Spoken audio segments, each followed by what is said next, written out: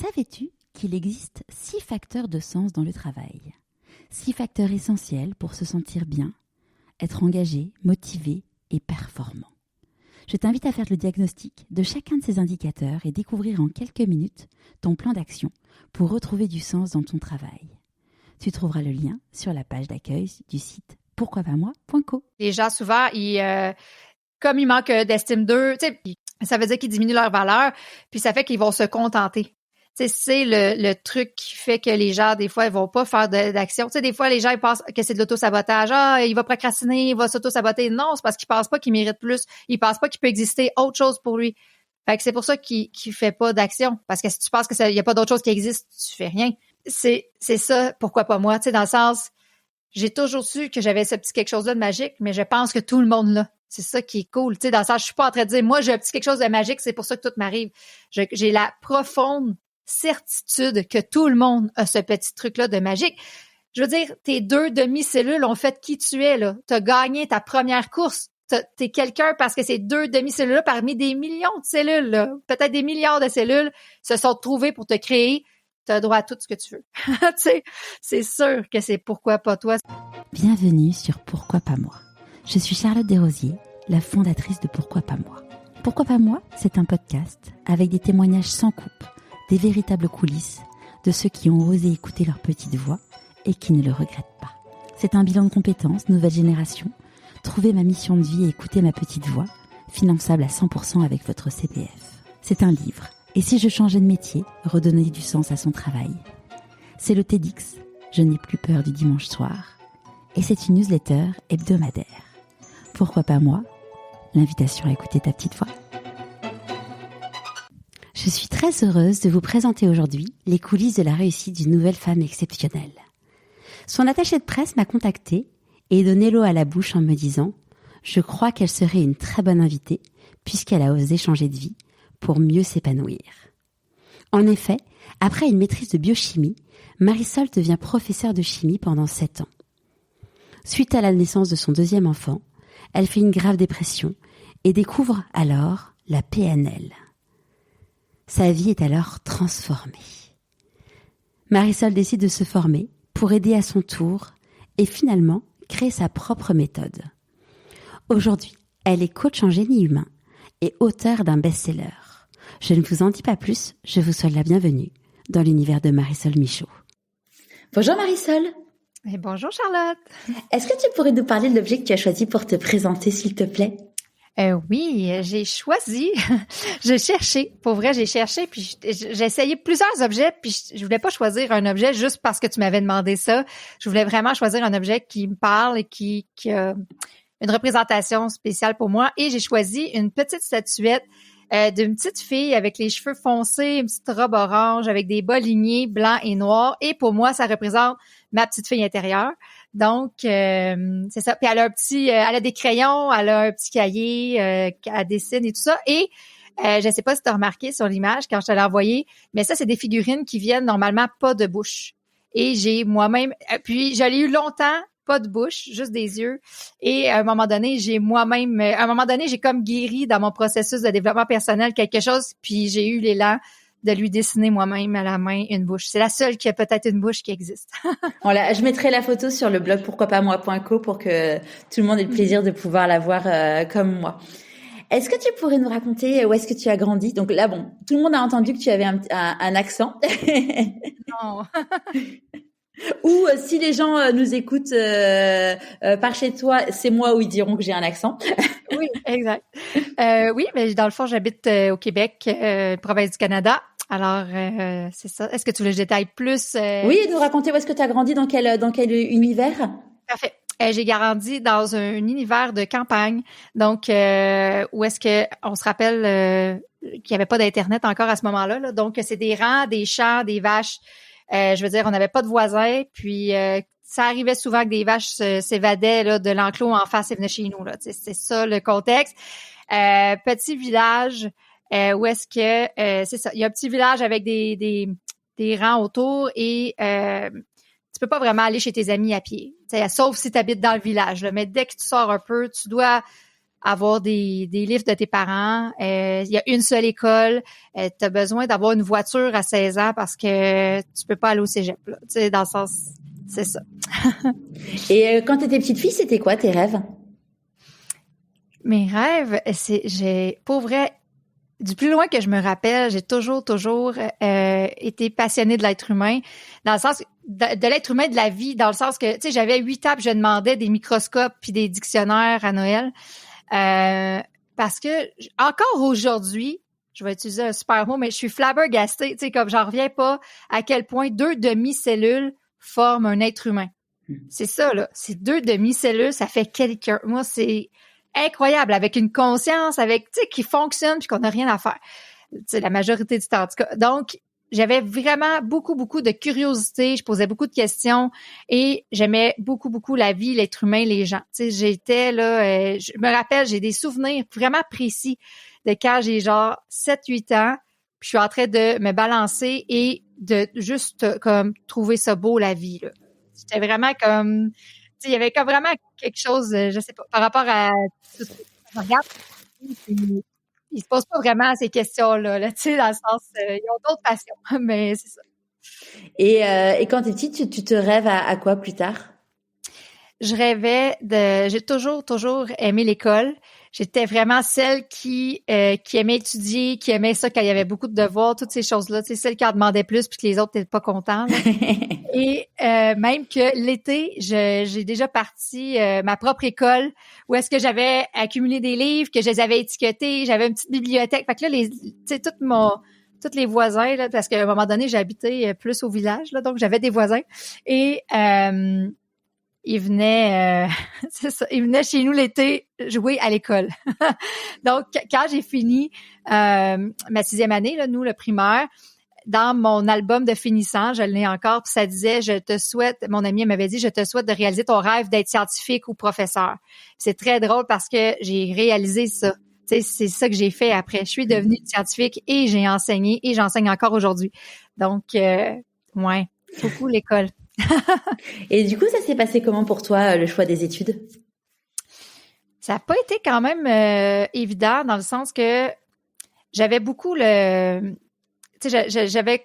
Tu sais, chez nous, ma mère, était monoparentale avec 3 enfants. C'était vraiment important pour elle qu'on trouve des emplois payants, tu sais, qu'on vive pas ce qu'elle, elle avait vécu. Donc, des difficultés financières et tout ça. Donc, j'étais vraiment... Puis on est, tu sais, je sais pas vous, mais nous, on est poussés... Tu sais, si t'es bon à l'école... On te dit, ben inscris-toi en physique, chimie, tu sais, c'est automatique pratiquement. Là, tu sais, on te fait pas questionner tant que ça sur qui tu es, sur ce que tu aimerais ou quoi que ce soit. Tu sais, on te dit ouvre toutes tes portes puis prends toutes les options possibles. Donc, j'ai fait beaucoup de cégep. Tu sais, ici, normalement, c'est 2 ans, un cégep préuniversitaire. J'en ai fait 4 ans. C'est quoi cégep? C'est une prépa, comme une sorte de préparation, de prépa? Ouais, ben tu peux avoir le cégep 3 ans qui est technique, qui te donne un diplôme, puis tu fais ton métier. Okay. Ou tu as le cégep 2 ans préuniversitaire, donc pour aller faire un bac après ça à l'université. Et j'ai fait sciences infirmières, j'ai fait beaucoup de cours, tous les cours de biologie qui étaient offerts en option, je les ai toutes faits. Donc, puis j'avais la difficulté en physique, donc je me suis beaucoup remis en question, j'ai pensé à abandonner. À un moment donné, j'ai pensé à aller faire nous on appelle ça un DEP, là, un petit cours pour vendre des autos, là. Tu sais, dans le sens pour être vendeuse de chars, qu'on en dirait ici. Tu sais, à quel point c'est loin quand même de ce que je fais aujourd'hui. Et c'est ça, je me suis cherchée et j'étais allée à l'université en pensant que j'ai fait un bac puis finalement de maîtrise en biochimie, puis j'ai pensé aller faire des autopsies. Je pensais aller en pathologie, faire des autopsies, tu sais, j'étais curieuse, je voulais comprendre, tu sais. Mais là, à un moment donné, il fallait aller en médecine pour ça et j'ai essayé d'aller en médecine plusieurs fois, puis ça fonctionnait pas. Donc, on m'a dit, continue en recherche, puis fais un doctorat aussi, tu sais, puis tu vas pouvoir faire des autopsies ou des analyses. Mais l'affaire, c'est que tu faisais pas d'autopsie avec ce chemin-là, c'est que tu analysais des frottis. Tu sais, mettons, quelqu'un qui a une masse au niveau du sein, va avoir, tu sais, mais là, toute la journée, tu fais que regarder ça, là, tu sais, c'était pas... c'était pas ça que je voulais faire. Donc, après ma maîtrise, j'ai aussi fait un cours pour enseigner niveau supérieur et j'ai été enseigner la chimie, finalement. Mais... À qui, du coup? Hein? À qui tu enseignais la chimie? Au cégep. Donc, aux autres qui s'en allaient pré-universitaires, dans le fond, pour aller à l'université. J'enseignais la chimie pendant 7 ans. Et c'est ça, c'était pas... tu sais, moi, c'est toujours été la biologie, l'être humain. Tu sais, avec la biochimie, oui, parce que c'est la chimie dans le corps humain. Mais la chimie, tu sais, c'était pas tant que ça. Mais avec les cours que j'avais faits, ils m'engageaient pas comme prof en biologie. Je pouvais pas, j'avais pas les prérequis pour ça. Donc, tandis qu'en chimie, il manquait tellement de profs que les autres étaient moins difficiles, mettons, sur les critères. Et vouloir faire des autopsies, c'est quand même quelque chose de costaud. Ben oui, ouais. Ben, tout le monde n'est pas capable de se... Enfin, moi, je sais que j'en serais incapable. Je veux dire, pas pour le côté technique, mais pour le côté... recherche, ouais. Ouais, exact. Ben, tu vois, c'est intéressant parce que quand tu as dit ça, pour moi, ça l'est pas. Fait que ça veut dire que c'est quelque chose que... Tu sais, des fois, quand on a ça naturel ou qu'on le sait qu'on est dans notre génie, des fois, là, on se fait dire ça. « Oh mon Dieu, comment t'as fait? » Tu sais, mettons, pour mon livre, vous en faites la même. Puis, si je suis dans mon génie, pour vrai, ça m'a pas demandé vraiment d'effort. Ouais. Donc, tu sais, tu me dis ça, puis pour moi, c'était comme, ben non, ça faisait juste du sens avec tout qui je suis, là, tu sais, me poser des questions, être curieuse, comprendre encore plus le corps humain, l'être humain par cœur, tu sais. Carrément. C'est marrant parce que je te disais avant qu'on branche le micro, j'ai écrit un livre qui s'appelle « Et si je changeais de métier ?» Et au début du livre, en fait, j'ai interviewé 3 personnes, dont une personne qui était attachée de presse dans l'univers de la mode et dans la décoration. Et elle a fait un bilan de compétences et ce qui est ressorti, c'est que elle avait pas de sensibilité. C'est pas qu'elle était pas empathique, c'est que justement elle avait pas la sensibilité de en effet voir un mort, voir quelqu'un. Oui. Enfin voilà, c'était pas du tout quelque chose qui l'atteignait. Et aujourd'hui, elle est dans la police judiciaire. Et c'est ce qu'on disait, c'est qu'en fait c'est la sensiblerie. Le fait de pas en avoir, c'est un atout dans certains métiers. Oui. Exact. Donc, tu sais, comme elle, si tu lui demandes, tu sais, est-ce que c'était difficile? Pour c'est ça, elle, c'est un non-sujet. Voilà, comme des gens qui travaillent dans des pompes funèbres, il y a pas de.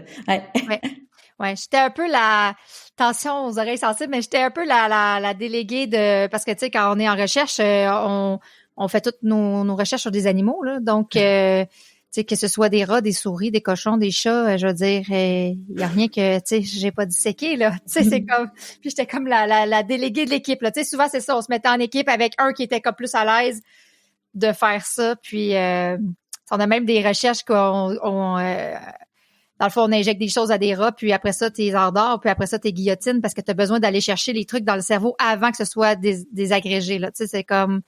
Fait que c'est pas tout le monde non plus qui était capable de faire ça, là. Ouais. et donc, truc, là. Ouais, carrément. On a tous, comme tu dis, on a tous notre zone de génie. Le tout et notre singularité. Le tout, c'est d'en prendre conscience et pouvoir apporter ça au monde. C'est sûr. Et donc du coup, tes professeurs là, comment ça se passe cette première vie professionnelle? Ben pendant que j'étais prof de chimie, c'était intéressant, mais comme je te disais, j'étais pas tant dans ma zone de ce que j'aimais faire. J'ai fait une dépression majeure. Je t'en parlais un peu avant l'enregistrement, mais j'ai fait une dépression majeure il y a 10 ans environ. Et ça m'a vraiment remis en question tout ce que j'avais fait. Même si, tu sais, on dirait que j'ai comme mon parcours de passionné de l'être humain ou de la vie déjà, tu sais, comme j'ai quand même fait plein de choix qui étaient alignés avec qui je suis. Il y avait quelque chose de vraiment pas aligné et puis ça a vraiment remis en question de travailler comme professeur et tout ça. Donc aujourd'hui, j'enseigne, mais j'enseigne ma propre approche de coaching, là, tu sais. Fait que j'enseigne plus la chimie aujourd'hui, c'est moi qui crée tout, là, tu sais. Fait que je forme mes propres coachs, donc ouais, tu vas nous en parler après. On est complètement ailleurs, là. Exactement, on est complètement ailleurs. Et quand tu dis donc tu as fait une dépression majeure, comment ça s'est manifesté? C'est vraiment c'est fou comment, à quel point, je sais pas si tantôt tu me parlais de burn-out et tout ça, je sais pas si tu as déjà fait une dépression. Oui, moi j'ai fait un burn-out. Ouais. Tu sais, c'est fou à quel point tu te rends pas compte à quel point tu es allé loin là-dedans. Tu sais, c'est pas juste comme un petit truc, tu sais, tu fais « Ah, je pense que je suis en dépression aujourd'hui. » Tu sais, ça t'arrive là, puis ça te rentre dedans, puis t'es comme, oh mon Dieu, ça fait combien d'années, des fois tu dis ça, fait combien d'années je suis dans moi je vois ça comme un trou, là, c'est comme j'avais creusé sans m'en rendre compte, mon propre trou, puis je suis pris là-dedans, puis à un moment donné, tu sais, comme tu te réveilles, puis t'es comme, oh mon Dieu, ça fait combien de temps je suis là-dedans, là, je m'en rends pas compte, là, tu sais. Donc, j'étais vraiment fatiguée, je venais d'accoucher de ma deuxième fille, puis j'étais vraiment, vraiment fatiguée. Je me reconnaissais plus. J'étais très négative. Là. Des gens autour de moi me disaient, comme t'es trop négative. Tu sais, quasiment ils me disaient, tu sais, t'es trop négative. Tu me rappelleras quand tu iras mieux. Mais tu sais, les gens, ils étaient pas non plus équipés pour me diagnostiquer ma dépression. Là, fait qu'ils faisaient juste me trouver négative. Puis je me rappelle là, un moment, je vais peut-être pleurer, je vais le compter, mais un moment où j'avais eu ma première fille, puis quand j'avais accouché de ma première fille, c'était le plus beau jour de ma vie, là, tu sais, dans le sens, tu sais, pour vrai, c'était comme le monde compte dans des rêves, là, tu sais, dans le sens, j'ai accouché de ma première fille, puis c'était comme, oh mon Dieu, elle était exactement comme je l'avais imaginé, là, elle était belle, elle était incroyable, elle était en santé, elle était là, vraiment, tu sais. Puis quand j'ai accouché de ma deuxième, là, j'en voulais pas de cette enfant, tu sais, j'en voulais, là, dans le sens qu'elle était désirée, mais quand elle est sortie, j'ai comme fait, j'en veux pas, je veux juste la première, genre, tu sais, c'est comme, quasiment, gardez-la, là, tu sais, comme, je la reconnais pas, c'est plus comme mon enfant. J'étais complètement l'ombre de moi-même, là, tu sais, puis je me rappelle, tu sais, quand ils disent les trucs de, quand ton bébé pleure, tu sais, tu le déposes pour aller respirer dehors, pour pas, tu sais, comme, qu'il arrive quelque chose. Je la prenais, là, puis je shakeais, là, puis là, genre, j'étais à bout, là, puis là, je la déposais, là, puis je m'en allais, là, puis je hurlais, je me frappais, là. Pour vrai, j'étais, là, vraiment au creux du creux, là, tu sais, c'était fou. Et comment tu t'es fait accompagner, du coup, pour t'en sortir? Ouais. En fait, c'est ma plus vieille qui s'est mise à s'arracher les cheveux de la tête. Donc, j'ai commencé à consulter pour ça. Tu sais, dans le sens, j'ai pas fait, hey, je pense que aujourd'hui, j'y reconnais les signes. Là. Si jamais je vais un peu moins bien, tout ça, je le sais, là, tu sais. Mais sur le moment, j'ai pas fait, hey, je pense que je suis en dépression aujourd'hui, je vais aller consulter. J'ai zéro fait ça, là, tu sais. Donc, ma plus vieille, elle s'est commencée à s'arracher tous les cheveux de la tête. Et puis, j'ai posé des questions pour ça. Elle avait quel âge? Elle avait 1 an et demi, peut-être. Tu sais, 18 mois, 24 mois max.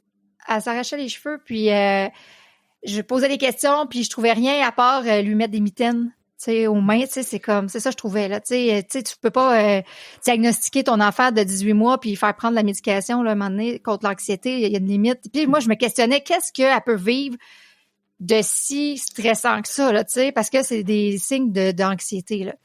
Et j'ai quelqu'un qui m'a parlé de coaching PNL, la programmation neurolinguistique.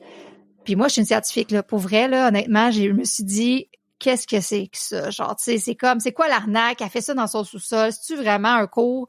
Genre, qu'est-ce que c'est ça, cette affaire-là? Tu sais?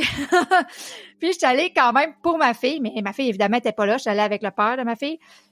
Puis après une rencontre, bien évidemment, elle m'a pas diagnostiqué, là, elle a pas le droit, là, tu sais, c'est une coach, mais elle m'a dit, tu sais, elle dit, va dans n'importe quel bureau de médecin pleurer comme ça, là, puis tout le monde va te dire que t'es en dépression majeure, là. Tu sais, c'était comme, je pleurais tout le long en allant au rendez-vous, je pleurais tout le rendez-vous, je pleurais tout le long en revenant chez nous, là. Je veux dire, j'étais là, j'ai donné les indications de ce que je faisais, là. C'est fou. Puis, mais ma fille s'est plus jamais arraché les cheveux. Après une rencontre, moi, j'étais allée consulter une fois, elle plus jamais à s'arracher les cheveux. Et là, j'ai fait, attends, là, la curiosité est revenue, tu sais, puis j'ai fait comme, attends un peu, qu'est-ce qui fait que, parce que moi, je consulte, elle va mieux.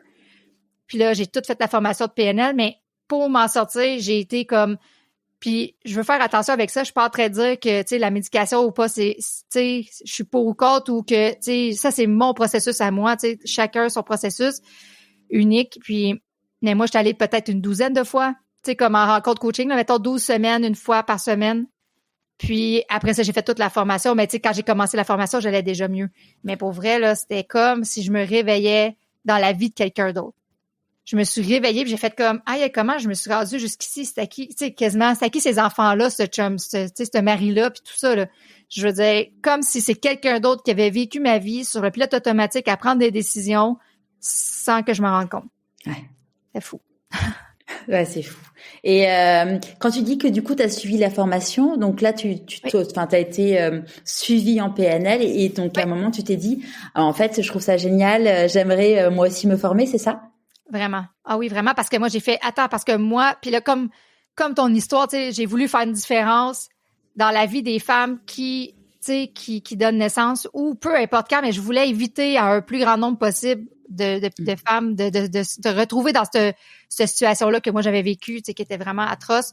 Donc, quand j'ai vu à quel point ça avait une incidence sur ma vie, puis pour vrai, l'arrivée de la PNL dans ma vie, c'est venu faire du sens avec l'être humain que j'avais envie d'être. C'est venu faire du sens avec la femme que j'avais envie d'être, la mère que j'avais envie d'être, l'amoureuse que j'avais envie d'être. Tu sais, c'est venu faire du sens avec tout. Puis j'ai fait, OK, c'est ça, là. Ça, c'était mon appel, là. Tu sais, j'ai comme vraiment, donc, je suis tombée là-dedans comme Obélix dans la potion magique, là. J'ai fait toute la formation. J'ai démissionné 2 ans plus tard, en 2016, j'ai démissionné de mon travail au cégep comme prof de chimie, puis j'ai parti ma carrière. Alors, juste avant qu'on en parle, est-ce que tu pourrais dire, pour ceux qui connaissent pas la PNL, qu'est-ce que c'est? Oui. La PNL, dans le fond, la programmation neurolinguistique, c'est une approche de coaching qui a été développée des années 70-80 par John Grinder puis Richard Bandler. Et c'est vraiment une approche très axée sur le comportement et le mindset de l'humain. Donc, c'est une approche pro de la communication. Ça explique vraiment puis comment fonctionne un être humain. Pourquoi il fait tel comportement? D'où vient cette blessure-là? Qu'est-ce qui fait que telle personne a cet état-là, ce mindset-là et pas celui-là? Les croyances, tout ce qui englobe dans le fond, finalement, qui influence ce que tu fais au quotidien, là. Et donc là, quand tu dis à ton entourage, notamment à ton mari, que tu veux te former, donc t'as tes 2 filles qui sont toutes petites. Comment ils réagissent? C'est une bonne question. J'essaie de me rappeler comment il a réagi. Pour vrai, il était tout le temps... on est séparés là aujourd'hui, mais pour vrai, sur le moment, il était tout le temps en train de m'encourager. Tu sais, dans le sens, il était vraiment... c'est une personne... Encore aujourd'hui, on a vraiment de bonne relation de famille recomposée. Puis, tu sais, il me dit encore comment il est fier de moi puis comment il me trouve extraordinaire puis ce que je fais. Donc, j'ai été quand même chanceuse. Je dis chanceuse, mais j'aime pas vraiment ce mot-là parce que je l'ai quand même choisi, là, cette personne-là dans ma vie. Ouais, il m'a toujours encouragée. Puis pour lui, c'était OK là, que je démissionne de mon travail qui était quand même très payant ici au Québec. Là, c'est un bon emploi. Puis que je parte à mon compte là, par rapport à ça. C'est sûr que je pense que ce qui est le plus difficile, là, souvent, ce que j'ai vu aussi chez mes clientes là, pour les conjointes, c'est que justement, moi, là, je change, puis je travaille sur moi, puis souvent, l'autre se dit, « Ah, vas-tu encore vouloir de moi? » Tu sais, moi, je vais être encore la personne, tu sais, qu'elle va aimer parce que là, elle m'a choisi avant, là, 13 ans. Là, 13 ans plus tard, puis là, elle commence à faire plein de prises de conscience, à travailler sur elle, tout ça. Je vais être encore la personne, puis comme de fait, on s'est séparés, là, finalement. Fait que, tu sais, c'est ça. Fait que je pense que ça, c'était ce qui le freinait le plus, tu sais, que ça le mettait vraiment en insécurité par rapport à ça. Mais sinon... Mais si c'est pas indiscret, du coup, c'est toi ou c'est lui qui est parti? C'est moi. Ouais, c'est moi. Donc, moi, tu sais, ce que j'ai observé aussi, tu sais, c'est que la majorité du temps, les gens vont être en couple par rapport à des blessures. C'est dans le sens qu'on va faire un choix de telle personne de faire partie de notre vie à cause de nos blessures, nos conditionnements, nos croyances, tout ça. Fait que ça veut pas dire que parce que tu travailles sur toi, que tu vas te séparer. Tu sais, heureusement d'ailleurs. Exact. Ça veut pas dire ça. Mais ça arrive aussi que quand t'as choisi un conjoint en fonction de compenser des blessures ou pour... Tu sais, moi, je l'avais carrément choisi avec ma petite fille intérieure, tu sais, puis lui, il était un pourvoyeur, puis ça fitait, là, tu sais. Mais là, tout d'un coup, je travaille sur moi, je prends soin de mes blessures, de mon enfant intérieur, je m'émancipe comme femme et tout ça. Et j'ai proposé aussi que je voulais qu'on arrime ça, tu sais, je voulais qu'on aille en coaching ensemble 13 ans plus tard, tu sais, parce qu'on avait quand même changé là, dans ces années-là. Puis lui, ça, il voulait pas, tu sais, c'est ça, à ce moment-là. Ça me parle beaucoup parce que moi j'ai été mariée et donc j'ai fait mon burn-out il y a 4 ans maintenant. Et cet été mon mari m'a quittée de façon très élégante, on va dire, avec un grand guillemet. Et quand il m'a quittée, il m'a dit en fait, je suis convaincue que tu es devenue la meilleure personne qui pour toi, mais cette personne ne me convient plus. Et bon bah sur le coup tu fais waouh, c'est quand même c'est hyper costaud. Après c'est honnête, enfin sur ce coup-là, il a été honnête. Mais ouais, c'est un truc où tu te dis oui, en fait, finalement, quand tu deviens toi, bah voilà, tu mets des limites, et donc du coup, bah l'autre, voilà, en effet, ça arrive que ça suive pas. Oui. C'est difficile à encaisser sur le moment, surtout quand tu as les enfants au milieu, mais finalement, voilà, c'est se dire que finalement, comme dit, on en parlait en micro, j'ai interviewé Christine Michaud, donc qui est québécoise aussi, et Christine, elle appelle ça, alors j'en suis pas encore là aujourd'hui, hein, mais des cadeaux mal emballés de la vie, c'est de se dire que derrière chaque épreuve, il y a un cadeau qui se cache et bon, je vais divorcer, je le verrai après. Ben pour vrai, ça a pris, tu sais, je dis que maintenant on a une belle relation. Les 2 premières années, c'était pas le cas là. Tu sais, puis lui il a trouvé ça très difficile. Pour lui, on était ensemble pour la vie là. Jamais en 13 ans, il avait remis en question notre couple. Jamais. Lui là, il nous voyait vieillir ensemble sur le balcon. Tu sais, c'était. Fait que quand je lui ai dit que j'étais plus certaine de mes sentiments puis que je voulais qu'on travaille sur nous deux, lui, il m'a dit que c'était comme si j'y avais planté un couteau dans le dos, là, tu sais, dans le sens. Puis il y en a eu pour longtemps, là, pour vrai, là, les 2 premières années, là, il m'haïssait, puis il disait des choses comme « je regrette d'avoir eu des enfants avec toi ». Je sais que c'était pas ça, mais tu sais, comme dans le sens qui, ça y réactivait tellement, comme qu'on est obligé de, tu sais, t'imagines, t'es en peine d'amour, puis tu te fais laisser, mais t'es obligé de continuer à dealer avec cette personne-là parce que c'est c'est ça, hein, tu dis c'est ça, quand t'as des enfants, c'est toute ta vie, et puis oui, enfin moi tu vois, je me suis mariée ça faisait 17 ans qu'on était ensemble et on s'est mariés il y a 4 ans. En fait, ouais, tu dis finalement, moi je m'imaginais en effet vieillir avec lui, donc c'est tout un modèle mes parents ils sont toujours ensemble. Enfin, c'est un modèle de vie qui est brisé. Après, moi je vois, enfin j'ai une ancienne copine qui il lui a fallu 6 ans pour arriver à se reconstruire parce que son modèle était brisé. Il y a un moment, il faut savoir se dire, ok, de toute façon c'est brisé, il veut plus de toi, t'avances en fait. Enfin, c'est exact. Oui, exactement. Alors après, je sais que c'est plus facile à dire qu'à faire, mais Et là aujourd'hui, il est en couple puis il va se remarier. Là. Fait que, génial. Puis il m'a dit, tu sais, ça a pris comme 2 ans, puis à un moment donné, et tu sais, il m'a dit, ok, là j'ai compris. Tu sais, il dit, je voyais pas à ce moment-là. Lui, il pensait qu'on était heureux, mais on n'était pas heureux. Tu sais, comme on était vraiment pas bien. Mais c'est juste que c'est sûr que si c'est moi qui ai fait la prise de conscience, ben moi je suis plus je suis à un autre, tu sais, premièrement, on a chacun notre processus différent, puis en plus, moi, je suis comme avancée dans mon processus de la séparation parce que c'est moi qui l'initie, hein. Fait qu'à ce moment-là, tu sais, moi, j'ai quand même, tu sais, quand tu annonces à l'autre, ben, veux pas, t'as quand même pensé à ça. Si l'autre a jamais pensé à ça, on n'est pas à la même place. Puis pour vrai, ça a pris à peu près 2 ans, puis il m'a dit, OK, merci, genre, ça a pas dû être évident comme décision, mais je me rends compte que tu as pris la meilleure décision. Puis là, on est en train de vivre un gros projet de famille commun. On est en train de déménager toute notre famille à 5 heures de route dans Charlevoix. Oui, puis c'est eux qui me l'ont demandé, lui puis sa conjointe, qui m'ont demandé si j'avais le goût de déménager parce qu'on fait la garde partagée des enfants. Et j'ai dit oui. Et là, on s'est les deux acheté des nouvelles maisons là-bas. On est tous en train de déménager ça, puis on s'entraide. Puis tu sais, moi, je les aide avec les enfants. Eux, ils m'aident. Tu sais, ils viennent m'aider chez moi et tout ça. Donc, on est vraiment rendu ailleurs. Puis ouais, t'as vraiment, quand tu parlais de cette notion de famille recomposée, c'est vraiment, en effet, vous êtes une famille, une vraie famille au niveau global, quoi. C'est chouette.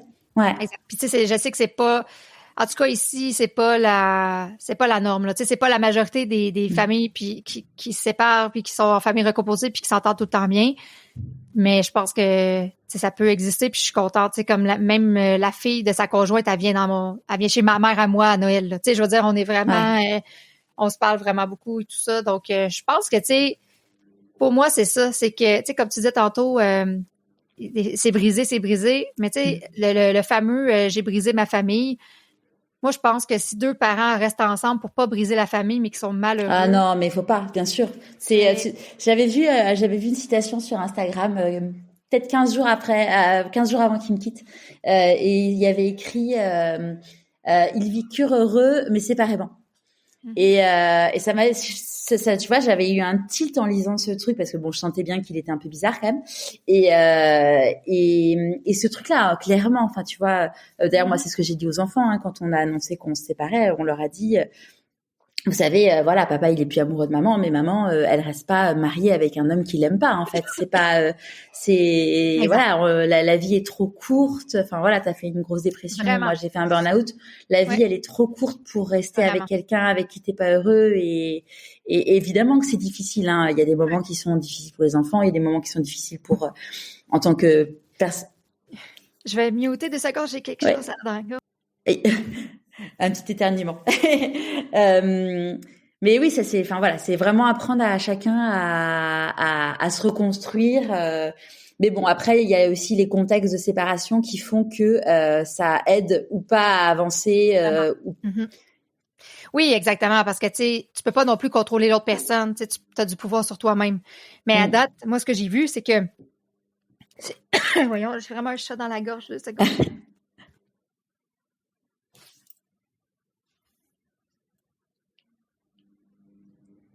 Pourtant, tu m'avais averti qu'on allait parler de ça. Je suis habituée de parler quand même. Ouais, je sais pas, ça passe pas. Il y a comme un truc qui... Il y a peut-être un truc qui passe pas encore. Ouais, sur... Exactement. Mais c'est ça, c'est que tu peux pas avoir du pouvoir sur l'autre, mais tu as du pouvoir sur toi. Puis moi, ce qui a vraiment le plus aidé ma relation avec mon ex, c'est moi. Tu sais, c'est le changement de ma perception. Bien sûr.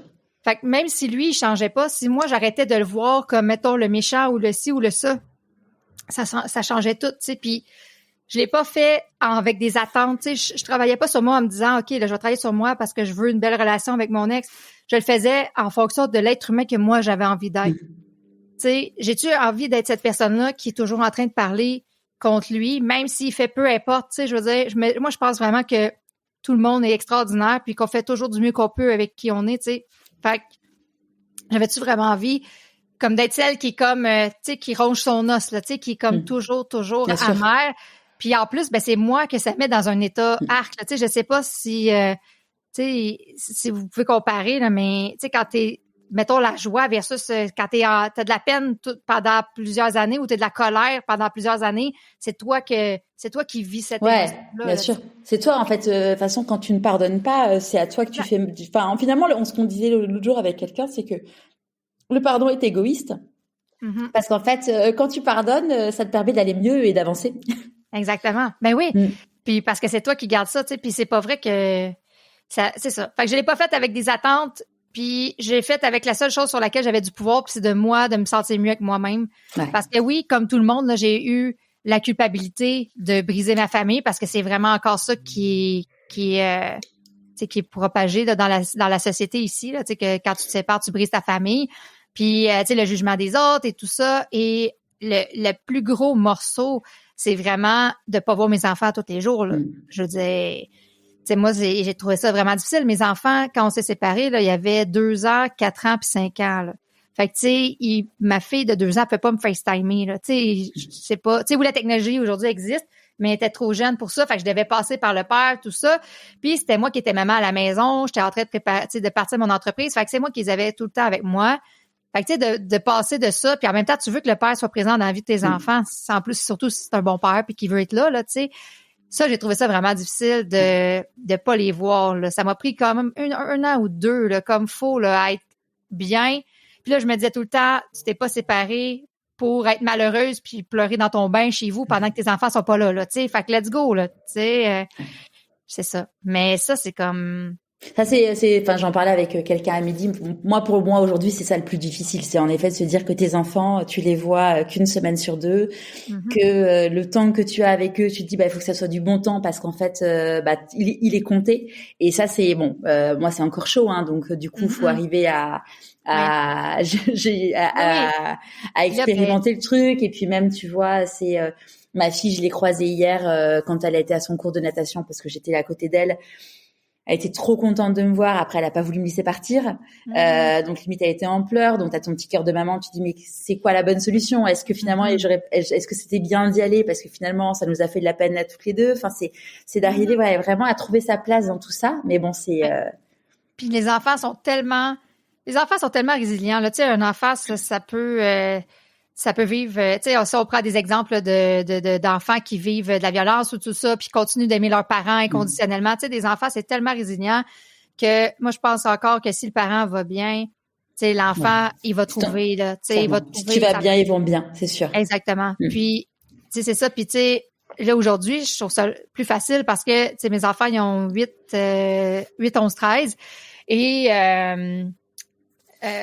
c'est plus facile parce que on peut se parler tous les jours. Ouais. Tu sais, mes enfants, là, tu sais, comme elle va chez le dentiste, elle m'appelle en revenant pour me montrer sa dent. Puis, tu sais, je veux dire, je manque presque plus rien. Tu sais, dans le sens que c'est presque si j'étais là. Puis, tu sais, c'est difficile parce que tu as dit, tu sais, quand ils sont là, ben, on essaie que ce soit des moments de qualité, tout ça. Sauf que la réalité, c'est que, tu sais, il y a encore les devoirs, il y a encore les leçons, il y a encore... fait que là, t'essaies d'être plus patient, pis ci, pis ça, mais t'es quand même dans la réalité du quotidien, là. Fait que, ouais, c'est vraiment l'adaptation de tout ça. Moi, c'était, tu sais, je me suis dit, si j'ai pris la décision de partir, malgré ça, tu sais, malgré le fait que j'allais pas voir mes enfants tout le temps, je vais réussir ma séparation, tu comprends? Ça, c'était mon gros moteur, parce que je me disais, c'est pas vrai que je vais me séparer, puis je vais être encore plus malheureuse. Tu sais, je veux dire, je peux pas voir mes enfants en plus. Tu sais, je veux dire, ça marche pas. C'est sûr. Donc, du coup, tu te formes à la PNL. Est-ce qu'au moment où tu te formes, tu as l'intention, du coup, d'exercer en tant que coach, ou tu te formes juste parce que tu es quelqu'un qui est très curieuse? C'est une bonne question, parce que je pense qu'au début, c'était vraiment parce que j'étais curieuse puis que je voulais tout savoir. Puis, à un moment donné, je me suis rendu compte que l'enseignement de la chimie, c'était pas pour moi. Et là, j'ai voulu faire une différence, comme je disais tantôt, tu sais, à éviter à un maximum de femmes de se retrouver dans le trou que j'étais, là, tu sais, de vivre ce genre de truc-là. Et donc, du coup, au moment où tu t'es dit, allez, je me lance, comment t'as fait concrètement? Des fois, quand je pense à ça, c'est drôle. Pour moi, tu me poses plein de questions que personne ne me pose jamais en entrevue. Je trouve ça vraiment le fun. J'ai tout fait. Tu sais, dans le sens, je veux dire, j'ai commencé par aller dans les centres de maternité où ce qui donnait des cours prénataux pour offrir des ateliers pour les jeunes mamans. Fait que j'ai commencé, j'étais à un moment donné dans 3 centres un peu partout, puis je donnais des forfaits d'ateliers, puis là, sur l'estime de soi, sur la gestion des émotions, sur plein d'affaires comme ça, tu sais, pour aider la femme. Tu sais, je me disais, si j'aide les jeunes mamans, ben, tu sais, je suis directement avec ma clientèle, puis en plus, ça aide ces enfants-là éventuellement, parce que là, les parents vont mieux et tout ça. Donc, j'ai commencé à faire des conférences, des ateliers partout. J'ai offert des forfaits de coaching. C'est ça, je veux dire, il y a pas de... J'ai fait des formations de marketing, d'entrepreneuriat, de Tony Robbins, tu sais, nomme-les, là, j'ai tout fait. Tu sais, des fois, c'est drôle, là, parce qu'en affaires, les gens, des fois, ils disent, ah, t'es chanceuse. C'est comme, ouais. OK. Non, mais tu sais, c'est vrai qu'il y a des opportunités, des fois, que tu dis, ben, ça, je peux pas l'inventer, mais en même temps, moi, je crois vraiment à notre pouvoir d'attraction, puis d'être capable d'être dans la bonne énergie, d'attirer les bonnes choses que tu as envie de vivre dans ta vie, là. Fait que c'est ça, fait que j'ai travaillé. Puis en plus, je me suis séparée. Puis quand je me suis séparée, je faisais 10 000 $ de revenus canadiens. Par mois ou par an? Par an. Ouais. Par an. Ben, genre 8 000 €, là, genre. Puis là, les gens me disaient, ben là, trouve-toi un travail, parce que là, j'avais démissionné là avant de me séparer de mon travail. Puis les gens me disaient, trouve-toi un travail, salaire minimum et tout ça. Puis j'étais comme non, parce que ça va m'enlever tout le temps que j'ai à construire mon entreprise puis à changer des vies. Donc ça fonctionnait pas. Fait que les 2 premières années là, pour vrai, c'est quasiment une joke, mais c'est pas une joke. Mais tu sais, on a mangé des crêpes tous les soirs. Parce que des pancakes, je sais pas si vous appelez ça des crêpes. Oui. Mais tu sais, parce que j'avais pas d'argent et j'ai demandé de l'aide des banques alimentaires. J'ai des amis qui m'ont donné des effets comme des draps, des trucs comme ça, des cartes d'essence et tout ça, là, tu sais, comme j'ai eu besoin vraiment de... Je suis pas en train de dire que c'est ça la solution, là, quand on se sépare, là, tu sais, dans le sens que, tu sais, moi, c'est mon conjoint qui faisait le revenu familial, donc, parce que j'avais démissionné, puis j'étais en train de me lancer en affaires, donc, j'avais pas de revenu. Ouais, ça a été hyper courageux de ta part de partir dans ce contexte. Exact. Ah non, c'est ça, j'avais rien, là. C'est ça. Donc, fait que j'ai ça. Fait que, tu sais, c'était très courageux, mais en même temps, ça te donne le courage aussi parce que tu as 3 enfants quand même. Tu vas pas perdre la garde de tes enfants parce que t'es pas capable de les nourrir, là. Tu sais, je veux dire, fait que ça te donne comme le petit push qui fait que tu sors vraiment de ta zone de confort, peu importe. Parce que là, tu as tes enfants qui rentrent en ligne de compte, là. Donc, c'est ça. Fait que je me suis mis aussi à faire beaucoup de partenariats ici avec le réseau des mères en affaires. Je me suis mis à faire des conférences partout au Québec. Des fois, il y avait 2 personnes, 4 personnes. Je me déplaçais à 5 heures de route. Il n'y en avait pas de problème, là. Tu sais, je les faisais toutes. Puis là, je me suis mis à coacher toutes ces femmes-là qui avaient là-dedans. Puis là, à un moment donné, mon nom il a commencé à circuler puis tout ça. Et j'ai eu un appel vu que j'avais déjà fait de la PNL puis que j'avais déjà mon cours en enseignement puis j'avais enseigné tout ça d'une école en bien-être ici au Québec, l'école Cybelle, et elle m'a offert d'offrir mon propre cours de PNL dans son école. Donc, c'est ça. Fait que ça, c'est en 2018. Fait que là, elle m'a offert ça. Et puis, tranquillement, j'ai développé ma propre approche de génie humain. Et puis, j'ai rajouté ça parce que j'ai fait tellement de formations. Mais... Justement, c'est ce que j'allais te poser la question. Donc, du coup, tu as créé ta propre approche de génie humain. Est-ce que tu peux nous en parler un peu plus? Bien sûr. Dans le fond, c'est parce que je coachais beaucoup de monde avec la PNL, puis les gens me disaient, j'ai déjà essayé la PNL, puis ça faisait pas ça. Puis des gens me disaient aussi, t'es sûr, la PNL, j'ai déjà essayé, puis j'ai pas eu tel, parce que, tu sais, en plus, il n'y a jamais aucune approche qui a 100% de résultats, là. Tu sais, dans le sens, faut que tu trouves l'approche qui fonctionne pour toi, pour ton processus, pour ce que tu as envie de vivre et tout et tout. Et à un moment donné, à force de me faire dire ça, j'ai une coach d'affaires qui m'a dit, tu réalises-tu que tu as créé quelque chose? Parce que là, tu fais quelque chose qui ressemble pas à ce que les autres ont l'air de connaître de la PNL. Et j'ai appelé ça le génie humain parce que je tripe tellement sur l'être humain. Pour moi, tout le monde est extraordinaire, tout le temps, peu importe ses comportements, parce que, comme j'ai dit tantôt, il y a des stratégies, il y a des conditionnements, il y a des croyances qui fait ce qu'on fait, puis en arrière de ça, il y a toujours le potentiel humain, puis tout le monde est né extraordinaire, puis dépendamment de ce qu'on a vécu, ça l'a fait ça, tu sais. Donc, j'y crois tellement que j'ai appelé ça le génie humain, puis c'est ça. Fait que là, ça va être ma 6e cohorte là, cette année que j'enseigne pour former des coachs. Donc, c'est ça. Fait que je suis devenue la prof de mon propre programme. T'imagines? C'est vraiment cool. Et donc, du coup, là, aujourd'hui, donc, t'as ce programme. Tu continues à coacher aussi des personnes en direct? Non, dans le fond, depuis 2-3 ans, j'ai arrêté les coachings individuels. Dans le fond, c'est les coachs que moi, j'ai formés, à qui je réfère. Parce que dans mon livre, j'en parle beaucoup de coaching. Puis des fois, les gens, ils m'écrivent pour avoir du coaching. Donc, je réfère les étudiantes que j'ai formées, là, les coachs que j'ai formés. Ouais. Super. Et t'as écrit un livre, donc comme tu le disais. Oui. Est-ce que tu veux nous en dire plus? Les gens ne voient pas, là, mais regarde. Non. Oui. J'ai mis mon chandail, t'es pas game. Pour vous, ça veut dire, je pense, t'es pas cap ou genre cap, pas cap? Cap, ouais, t'es pas cap, ouais. T'es pas cap. Exact. Oui, c'est ça. C'est dans le fond, encore en 2018-2019, j'étais comme tellement c'est un peu comme quand tu comptais tantôt, je pense, hors micro, que tu as voulu faire une différence justement pour aider les gens avec ton podcast et tout ça. Tu sais, on a comme une urgence en dedans de nous qui veut faire quelque chose. Puis je me suis dit, comment je peux rejoindre, tu sais, comment mon message peut passer pour faire une différence dans un maximum de vie. Et le livre est arrivé parce que je me suis dit, c'est un moyen facile de rejoindre les gens. Tu sais, ça peut être en ligne, ça peut être en e-book, ça peut être, tu sais, papier, mais je veux dire, t'as pas besoin d'être là.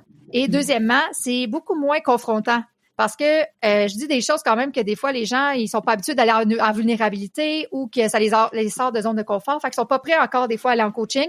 Mais ça, le livre, ils sont tout seuls avec eux-mêmes. Donc, c'est moins confrontant. Et je l'ai écrit avec l'hypnose conversationnelle. Donc, ça veut dire que les gens, ils lisent, puis au fur et à mesure qu'ils lisent, ils se transforment, puis ils font des prises de conscience, puis ils sont comme, je comprends pas, après ce chapitre-là, j'ai déjà changé, puis là, ils relisent le livre.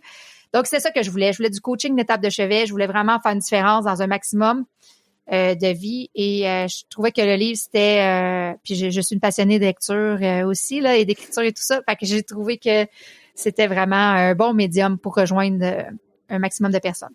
Ouais. Comment t'écoutes ton intuition? J'écoute mon intuition. Ça va paraître peut-être drôle, mais quand... Nous, on appelle ça « j'ai la chienne ». Fait que je sais pas, vous autres, quand tu sens que t'as peur, là, tu sais, que t'es comme, oh my God, pas sûr, ça, c'est sûr que c'est là qu'il faut que j'aille. Tu sais, c'est fou quand même, là, mais c'est ça. Quand j'ai le petit, je sais pas si toi, ça te fait ça des fois, là, mais tu sais, le petit feeling en dedans de fébrilité, mais en même temps, t'es comme, tu sais, comme, pas un genre pas sûr, oh non, je vais faire une gaffe, là, mais juste comme, tu le sens, là, que ça te sort de ta zone, ça, je me dis, ça, c'est mon intuition qui me dit, c'est là, faut que j'aille. Puis, ouais, c'est ça. C'est très rarement rationnel. Tu sais, c'est pas des affaires que les gens font comme ça fait du sens. non. Non, c'est beaucoup plus profond à l'intérieur de soi. Ouais. Vraiment, vraiment. Comment tu célèbres tes réussites? C'est une bonne question.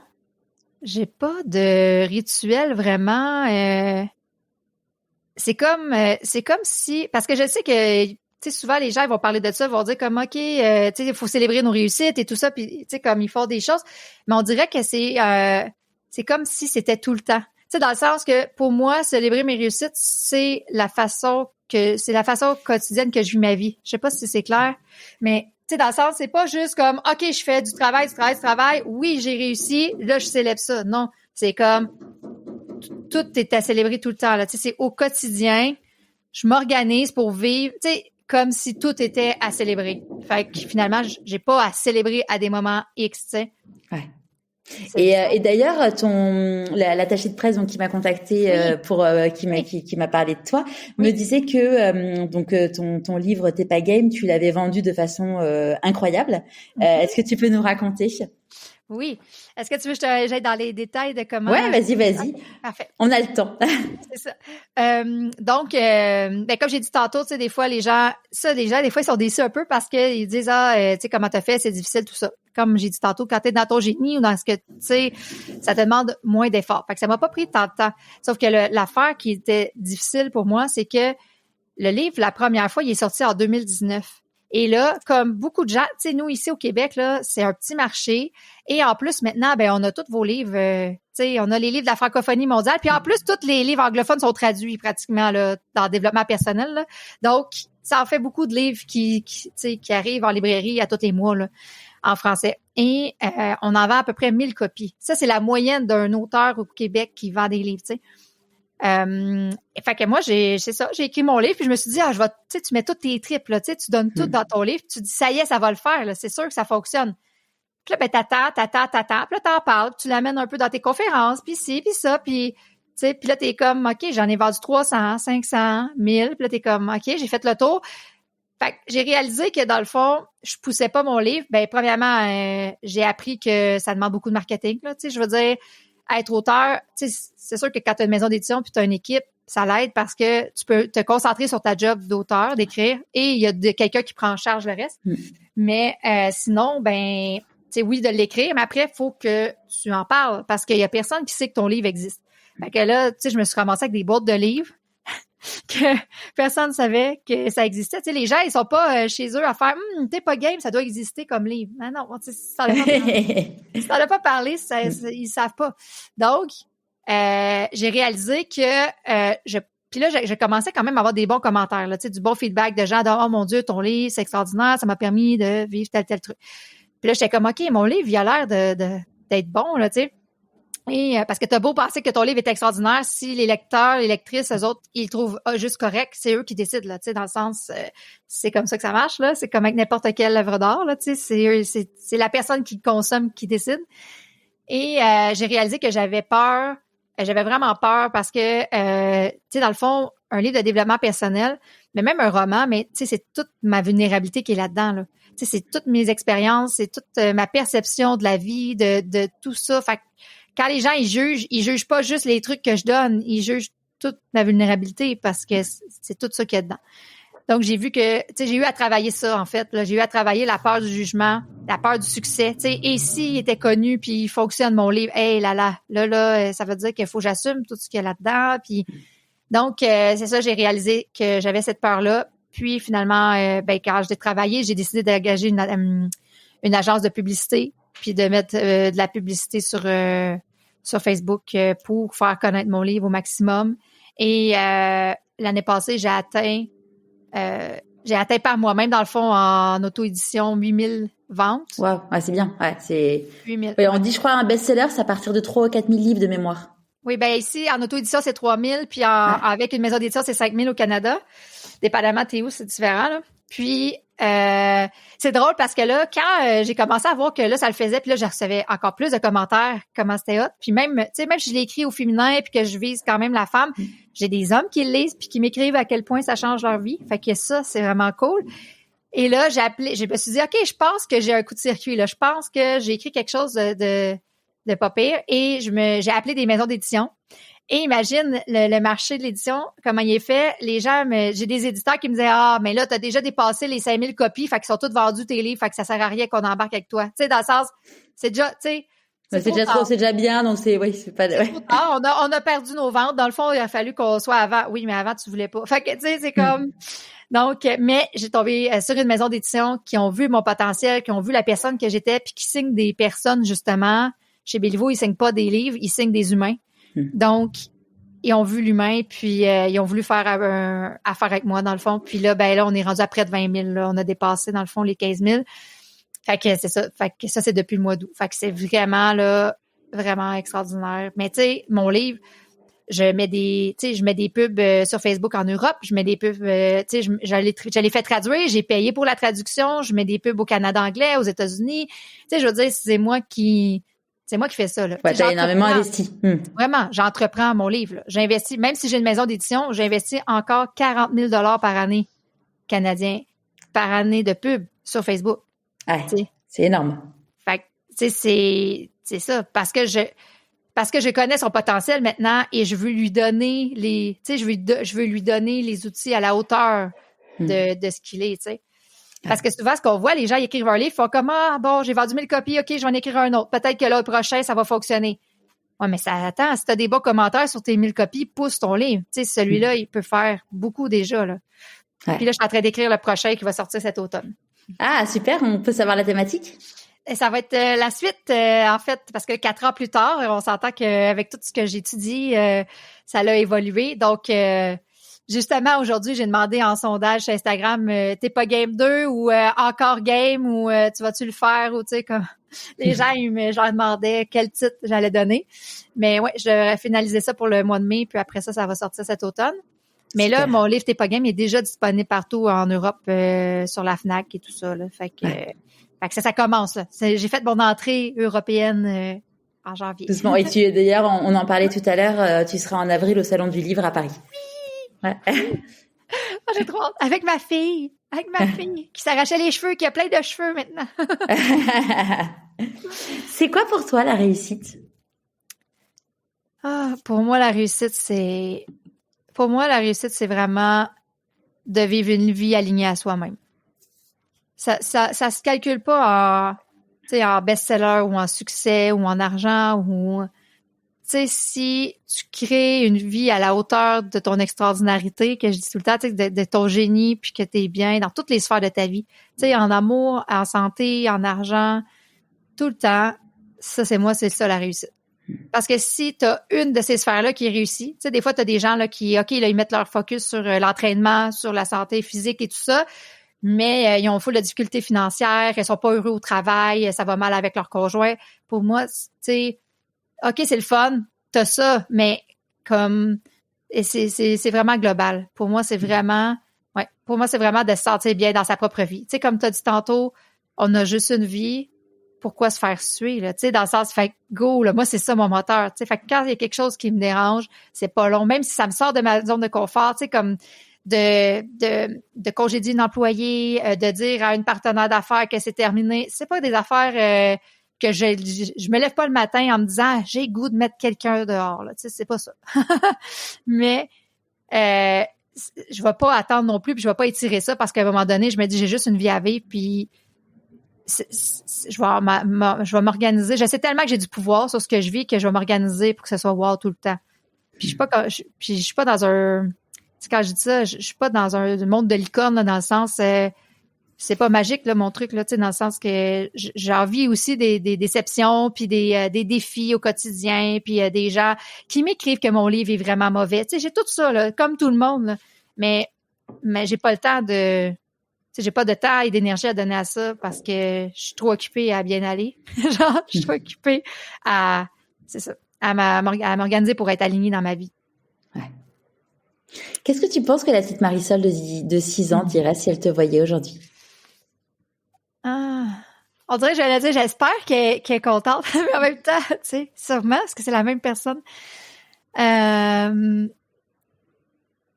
pense vraiment qu'elle trippe parce que tu sais, dans le fond, j'ai réalisé ses rêves là, d'être scientifique et d'être enseignante.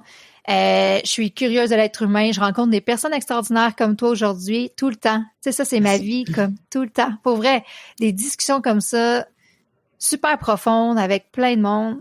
Fait que je pense qu'elle vit sa best life. Et aujourd'hui, du coup, tu es toute seule dans l'entreprise ou il y a d'autres personnes avec toi? J'ai une équipe, en fait. J'ai une équipe. J'ai une adjointe. Maintenant, je suis rendue à 2 enseignantes qui enseignent avec moi mon programme. J'ai une adjointe administrative. J'ai quelqu'un qui fait mes publicités. J'ai une graphiste. Moi, j'ai quand même assez...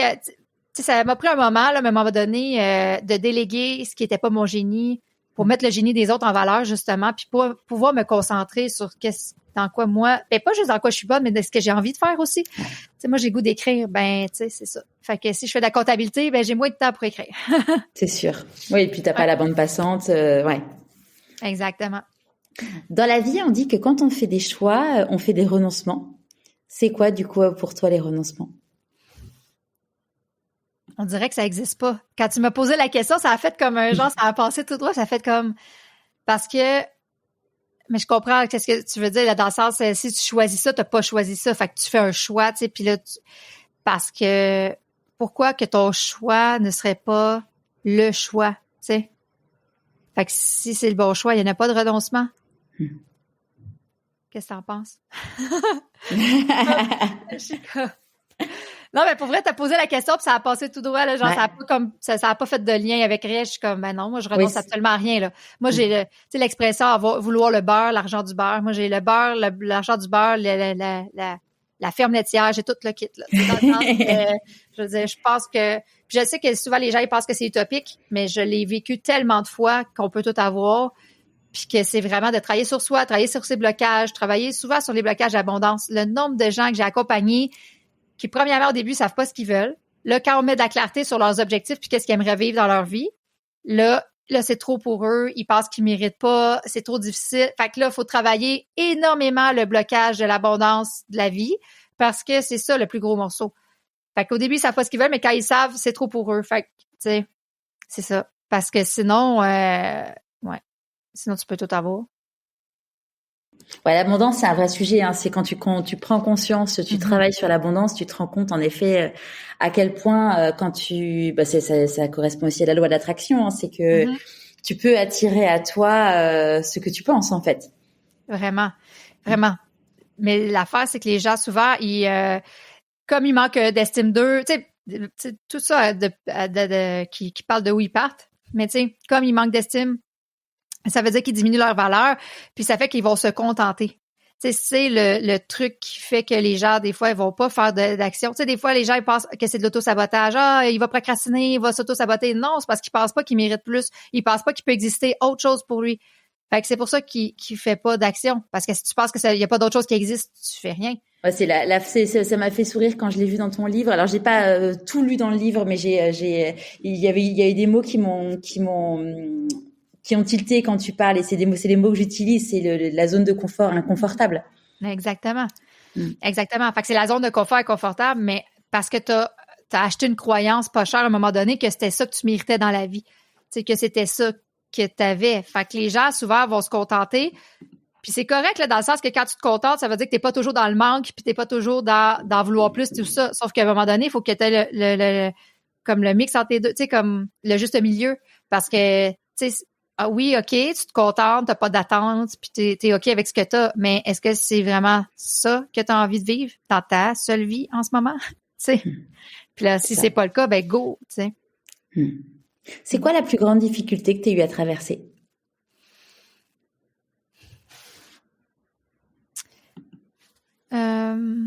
Étonnamment, là, c'est pas ma dépression. Tu sais, pour vrai, j'aurais pu penser que c'était ça. Mais c'est très frais. Mais je te dirais, c'est dur à dire, pour vrai, parce que, tu sais, moi, des cadeaux emballés, là, j'appelle ça des cadeaux wow pata wow, là, dans mon livre, là. Tu sais, moi, je vais toujours travailler, chercher le truc wow en arrière. Ben, je te dirais d'avoir été en relation avec une personne narcissique. Ça aussi, là, c'est un autre genre de truc, un peu comme la dépression, là, que tu te réveilles un matin puis t'es comme, oh my God, je suis comme pris dans une toile d'araignée puis j'avais pas vu ça aller. Je te dirais que ça, c'était quelque chose quand même, beaucoup de de blessures reliées à ça et tout ça. Mais une fois que tu as pris conscience, ça va bien parce qu'après, tu les règles puis tu mets en place tes stratégies de libération. Mais le pendant, là, ça m'a remis tellement en doute de la valeur que j'avais comme être humain, de la personne extraordinaire que j'étais. Tu sais, moi, là, qui aime tout le monde puis qui croit au potentiel de tout le monde, ne l'avais plus en moi-même. Ça, là, c'était fort parce que ça a été, tu sais, pour que quelqu'un puisse me faire douter de ça, tu sais, quand j'ai ça depuis toujours. Puis, tu sais, en même temps, je veux dire, je suis pas une victime de ça, dans le sens que je suis responsable d'avoir choisi cette personne-là dans ma vie, de faire une place, de le rechoisir à chaque fois, même s'il faisait tel truc, là, tu sais, je veux dire, je suis responsable de ça, là. Mais ça, c'était quand même souffrant, je te dirais. C'est fou parce que tu vois, j'ai interviewé plusieurs personnes qui ont été en relation avec des pervers narcissiques et il y en a même qui ont été jusqu'à se faire battre. Hein. Et ce qui est fou, c'est qu'en fait, mon analyse maintenant, c'est que mon analyse, et puis finalement j'ai lu beaucoup de choses depuis sur ce type de personnalité. C'est qu'en fait, quand c'est des hommes, ils ne s'attaquent qu'à des personnes fortes parce que justement, ils vont chercher leur énergie, ils vont chercher leur confiance en elles et c'est fou de voir en effet parce que tu peux te dire mais comment ça peut arriver à telle femme qui est tellement voilà, qui est vraiment quelqu'un de super intelligent, qui est sensible, qui est empathique et compagnie. Et justement, c'est les cibles, c'est les meilleures cibles. Exact. Puis tu sais, exactement, ils vont choisir ça. Puis ils sont super bons dans ils appellent ça excusez mon accent, mais le mirroring, là, tu sais, le fait miroir, où est-ce qu'ils vont te refléter qu'ils vont dire tous les trucs sur toi comme s'ils te connaissaient par cœur. Puis là, tu te dis, oh mon Dieu, cette personne-là me lit en moi. Comme, oh mon Dieu, elle voit à travers moi, elle me comprend tellement. Mais dans le fond, ils sont juste comme en train de faire l'effet miroir pour aller chercher des informations sur toi pour s'en servir. C'est fou. Puis c'est ça, exact. Mais tu sais, c'est ça. Fait qu'ils vont chercher ces personnes fortes-là, mais en même temps, je pense que ces personnes fortes-là sont pas fortes pour rien. Ils ont développé des stratégies, justement, de force pour combler quelque chose, tu sais, comme pallier à quelque chose. Fait que, tu sais, puis je pense que les narcissiques sont capables d'aller voir ça, puis là, d'aller comme là où ça fait mal, tu sais, finalement. Ah, bah, clairement, et ça va appuyer exactement là où ça fait mal et à la fois te mettre sur un piédestal et à la fois te rabaisser plus bas que terre et qui fait que du coup, tu te dis, mais, que la personne, du coup, elle se dit, non, mais en fait, je peux pas partir, je suis rien sans cette personne, Et puis, au final, tu dis, tu sais, ça fait que tu ressens vraiment que tu t'es jamais correct. Tu sais, c'est ça. Parce que c'est ça. Tu sais, vu que piédestal, mais après ça, tu tombes. Donc là, t'es toujours dans ce truc-là de vouloir être aimé, de vouloir être correct et tout ça. Puis là, évidemment, ça vient d'un truc que, tu sais, dépendamment de, tu sais, vu que t'as besoin de, je veux dire, la personne qui est victime de ça, souvent, elle a un pattern d'aller chercher de l'amour à l'extérieur. Exactement. Dû à autre chose, là, tu sais, de son enfance et tout ça, là. Fait que c'est ça. Mais oui, je te dirais que ça, parce que ça m'a tellement fait douter. Pour vrai, j'en reviens pas. Pour vrai, là, qu'est-ce qui est fou de ça, c'est que j'ai tout écrit. Parce que moi, j'ai continué à écrire, là. Puis j'écrivais, puis là, j'ai relu récemment et j'ai fait, ben non, ça se peut pas que j'aie pensé ça de moi, ça se peut pas que j'ai écrit ça, ça se peut pas que je me suis traitée de ça, que j'ai pensé. Puis comme tu disais tantôt, là, tu sais, pour moi, de penser que, tu sais, comme que j'étais pas intelligente, que tu sais, c'était difficile, là, tu sais, de tout passer à travers ça. Fait que je te dirais que ça, c'était un gros morceau.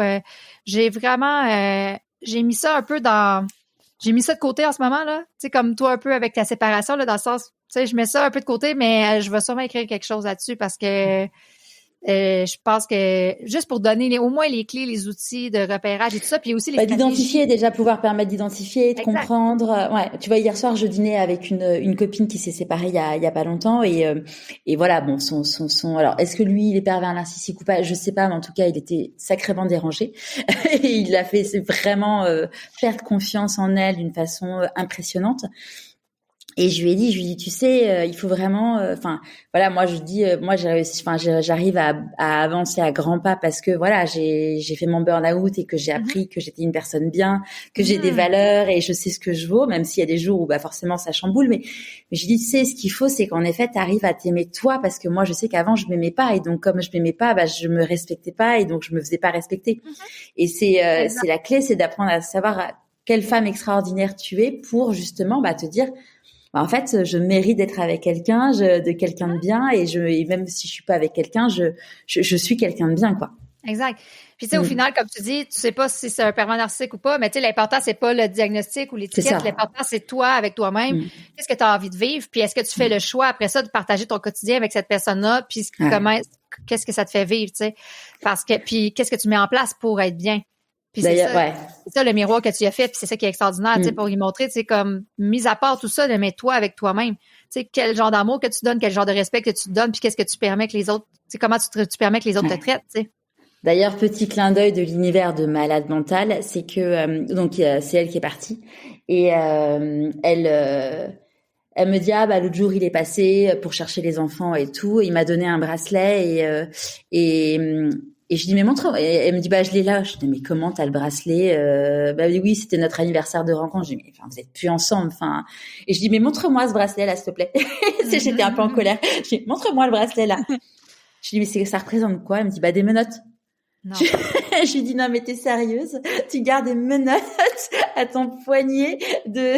Ça s'invente pas, là, ça s'invente pas. Mais oui, c'est ça. Et je dis en plus, il y a une marque en France, ça s'appelle Dinvan, où c'est des menottes, c'est en argent ou en or, donc c'est un peu de valeur financière, tu vois. Je lui dis mais au moins c'était des Dinvan, t'aurais pu les revendre, mais là, mais tu m'enlèves ça tout de suite, quoi. Oh my God. Et elle me dit c'est fou depuis qu'elle le porte, le bracelet, donc ça fait 2 semaines, je crois, un truc comme ça. Depuis que je le porte, je me sens pas bien. Je dis non mais je lui dis tu sais quoi? Elle me dit non mais j'enlèverai plus tard. Je fais non, je viens te l'enlever moi tout de suite. Puis tu sais, ça fait partie de ton processus parce que tu sais ça c'est des tactiques typiques de narcissiques dans le sens de ils sont fins, tu sais dans le sens ils te donnent des cadeaux, ils te rendent des services, tu sais. Fait que là tu te dis ça se peut pas que ce soit une mauvaise personne, tu sais.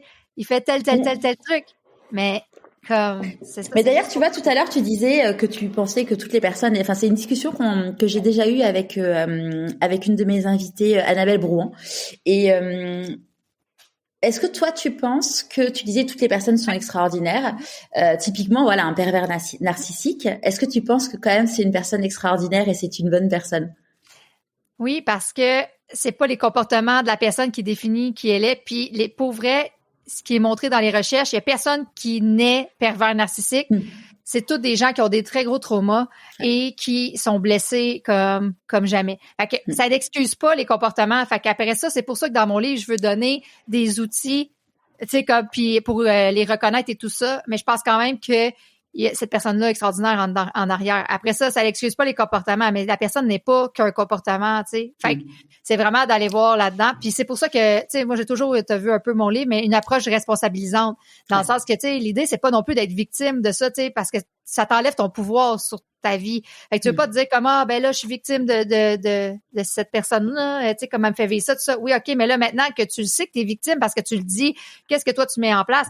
Mais tu peux, puis là, après, tu fais le choix, comme je disais tantôt, d'être en contact avec ou non.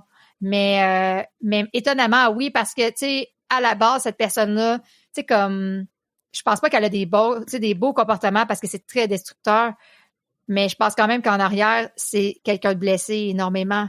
Puis l'affaire avec les pervers narcissiques, c'est que c'est tellement loin que la majorité ne savent pas. Ils ne savent pas et ne sont pas capables de prendre conscience qu'ils ont ce trait-là. Donc, tu peux pas attendre qu'il change. Tu peux pas attendre qu'il fasse de toute façon, tu peux pas attendre qu'il lève la main pour dire je veux être différent. Et puis c'est des gens qui veulent pas se faire aider, hein. En général, j'en avais parlé avec une, je crois que c'était une psychologue, et je lui disais mais est-ce que un pervers narcissique peut guérir? Et elle m'a dit en fait le truc c'est que tu as tellement peu de pervers narcissiques qui en ont conscience. En fait, c'est des personnes qui ont un ego qui est tellement démesuré que pour eux, ils n'ont pas besoin d'aide. Donc, du coup, ils ne vont pas se faire aider. Donc, ils ne se guérissent pas parce que, voilà, si tu te fais pas aider, tu guéris pas. Exact. Et puis ils ont développé cette stratégie-là pour survivre. Là. Cet ego-là, il leur permet de survivre à un trauma. Et en plus, j'avais vu une vidéo justement qui disait, t'as beau enregistrer toutes les emails ou les enregistrer pendant qu'ils parlent, parce qu'en plus, ils ont une mémoire, tu sais, comme qui distorsionne toute la réalité, là. Donc, ils vont dire non, j'ai jamais dit ça et tout ça, mais mettons que tu l'enregistres, ils vont remettre ça sur ta faute quand même en disant oh mon Dieu, t'es rendu à m'enregistrer, genre quel genre de personne es-tu, tu sais. Fait qu'ils sont toujours de la faute de l'autre. Oui, ils sont toujours corrects. Fait qu'évidemment, Fait que tu perds pas ton temps, tu sais, dans le sens, c'est pour ça que je dis, tu sais, t'attends pas qu'il change, puis tu fais pas juste dire, ah oui, mais des fois, il est fin, ou des fois, tu sais, comme, fais un choix de qu'est-ce que toi, t'as envie de vivre dans ton quotidien, parce que t'attends pas qu'il change, il voit pas qu'il y a un problème. Ouais, il y a une définition de la vérité qui n'est pas la même, enfin, les codes les codes de base et toi, tu vas dire, bah, là, t'as menti. Bah, non, j'ai pas menti. Si t'as dit ça et que, en fait, la vérité, c'est ça, et que c'est pas une vérité il y a des vérités. Là, à un moment donné, ça te joue dans la tête parce que là, tu te mets à douter. Tu te dis, ben là, je me sens que j'avais dit ça, me semble que j'avais déjà fait ça. Tu sais, puis là, ben là, l'autre, t'es dit, mais non, t'as jamais dit ça, ou là, c'est, ouais, ça rend ça, ouais. Ça a été quoi tes peurs quand tu t'es lancée, du coup, quand t'as démissionné et que tu t'es lancée? Et quand j'ai démissionné, là, je me rappelle encore, là, j'ai écrit ma lettre de démission. Parce que pour nous, là, être enseignant au cégep ici, t'as un fonds de pension, t'as des assurances, tu sais, comme t'enseignes. Ouais, t'es assimilé à fonctionnaire chez nous, j'imagine. Ah oui, exactement. Tu travailles pas 5 jours semaine, t'es congé l'été, congé un mois l'hiver, tu sais, c'est un bon salaire et tout. Et j'ai écrit ma lettre de démission et j'étais comme, oh mon Dieu, le faire enter, là, tu sais, comme pour l'envoyer, là. Je me rappelle, là, c'était en janvier 2016. J'étais comme, oh my God, je vais-tu vraiment faire ça? Et là, j'ai fait enter, puis là, les ressources humaines me disent, ah, ben, pas signé, faut que tu la refasses. Ah! T'es vraiment sûre? Fait que, tu sais, c'est le genre de truc-là que, quand tu me demandais tantôt comment mon intuition fonctionne ou me parle, c'est comme ça, là. C'est dans le sens que je le sentais que c'était ça que je devais faire, puis j'étais comme, ah, OK, je vais-tu peser? Puis là, fait que, tu sais, c'est la transition. Après ça, ben là, j'étais encore avec le père de mes enfants à ce moment-là, qui, lui, était le revenu familial. Fait que c'est sûr que c'était plus facile, tu sais, je pouvais décider d'offrir un programme. S'il y a personne qui s'inscrit, c'est pas grave.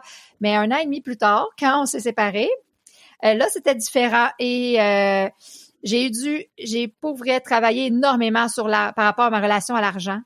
Je savais pas faire un budget, je savais pas si tu sais, j'étais de celles qui fermaient les yeux, là, les doigts croisés en disant j'espère que mes paiements vont passer. Tu sais, dans le sens, j'avais aucune idée combien je faisais, qu'est-ce qui sortait de mon compte de banque.